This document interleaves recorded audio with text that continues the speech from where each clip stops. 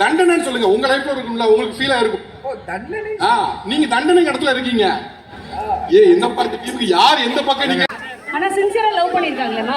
லவ்ங்கிறதெல்லாம் கொஞ்ச நாள் தான் இருக்கும். மனைவிங்கிறவ போக முடியாது, லவ்ங்கிறவ போக முடியாது.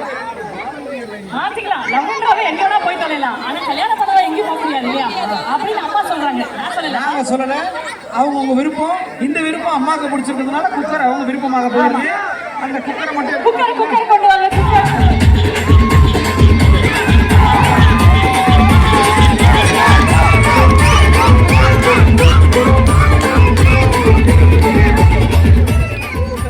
உங்க பேர் சொல்லுங்க.